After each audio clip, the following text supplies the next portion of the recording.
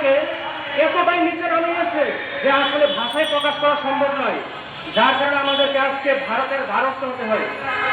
আজকে দেখেন, আমি সম্মানের সহিত কথা বলছি, একজন দিনমজুরের বেতন প্রায় 30 থেকে 40 হাজার টাকা হয়ে যায়, কিন্তু একজন ইন্টার্ন ডাক্তারের বেতন কত, একজন পোস্ট গ্রাজুয়েশন ট্রেনি তার বেতন কত?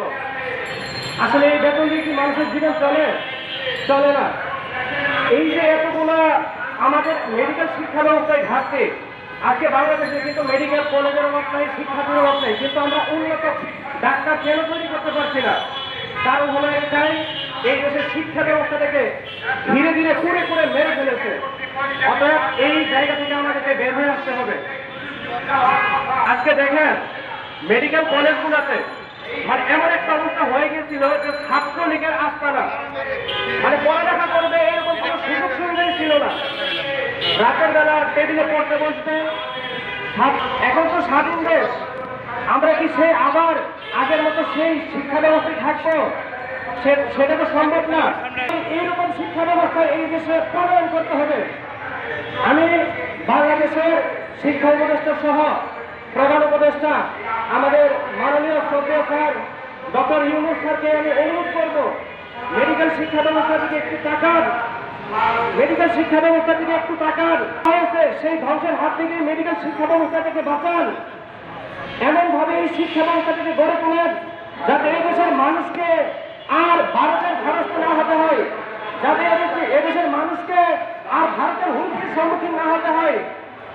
আমি এদেশের আমাদের সকল জনতাকে এবং বর্তমান দেশের শিক্ষা ব্যবস্থা উন্নত করার জন্য আমাদের উপদেষ্টাগণের প্রতি আকুতি অনুরোধ রেখে আমি আমার সংক্ষিপ্ত বক্তব্য এখানে শেষ করছি। সকলকে ধন্যবাদ। আমাদের দেশে অনেক দক্ষ চিকিৎসক, অভিজ্ঞ চিকিৎসক এবং অনেক জিনিয়াস, অনেক হাইলি পারফর্ম চিকিৎসক আমাদের দেশে রয়েছে। তাদের অনেক ট্রেনিং রয়েছে, অনেক রিসার্চ রয়েছে এবং আলট্রা এবং যেটাকে আমরা বলি যে আউটস্ট্যান্ডিং পারফরমেন্স তাদের রয়েছে। তারপরও আমাদের দেশের মানুষ, বিশেষ করে যারা একটু এলিট শ্রেণীর, যারা একটু মন্ত্রী মিনিস্টার, তারা একটু ভালো চিকিৎসার জন্য সিঙ্গাপুর যাচ্ছে।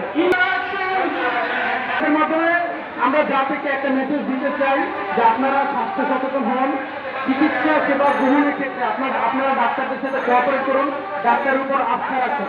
ডাক্তার যদি কোনো নেগলিজেন্স করে, কোনো ভুল করে, সেটা দেখার জন্য কর্তৃপক্ষ রয়েছে, বিএমডিসি রয়েছে। আপনারা সেদিকে লক্ষ্য রেখে, আস্থা রেখে আপনারা চিকিৎসা সেবা গ্রহণ করবেন এবং অবকাঠামোগত উন্নয়নের জন্য আমরা সর্বোচ্চ সচেষ্ট থাকি। তো এর আমার আন্তরিক শুভেচ্ছা। আপনি এখানে উপস্থিত এসেছেন, সেজন্য আপনাকে ধন্যবাদ। আমরা জাতীয় মেডিকেল স্টুডেন্টস ফোরামের পক্ষ থেকে এই যে ছাত্র জনতা অভ্যুত্থান হলো, ছাত্র জনতা অভ্যুত্থান পরবর্তী সময়ে আমাদের যে উপদেষ্টা পরিষদ গঠন করা হয়েছে, সেই উপদেষ্টা পরিষদের পক্ষ থেকে আমাদের দেশের যত অনিয়ম, যত দুর্নীতি, যত বিশৃঙ্খলা যা কিছু ছিল সবকিছু উৎখাত করার জন্য আমাদের উপদেষ্টা পরিষদ থেকে কমিশন তৈরি করা হয়েছে। সেইখান থেকে আমাদের ছাত্র খাত এইটার সংস্কারের জন্য আমাদের যেই কমিশন তৈরি করা হয়েছে, সেই কমিশন আমাদের দেশের সকল নাগরিকদের, সকল ডাক্তারদের সবার সাথে যোগাযোগ করার চেষ্টা করছে।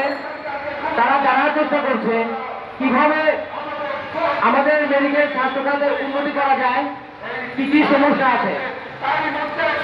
উপদেষ্টা পরিষদে এই স্বাস্থ্য কমিশনকে সাহায্য করতে আমাদের জাতীয় মেডিকেল স্টুডেন্টস ফোরাম রয়েছে, তাদের হেল্পিং হ্যান্ড হিসেবে আমরাও বাংলাদেশের সকল মেডিকেল কলেজের সাথে যোগাযোগ করার চেষ্টা করি। মেডিকেল কলেজগুলো কি কি সমস্যা আছে, আমাদের স্বাস্থ্য খাতকে উন্নত করার জন্য কি কি করা প্রয়োজন, সেটা নিয়ে আমরা বাংলাদেশের সকল মেডিকেল কলেজের সাথে যোগাযোগ করি।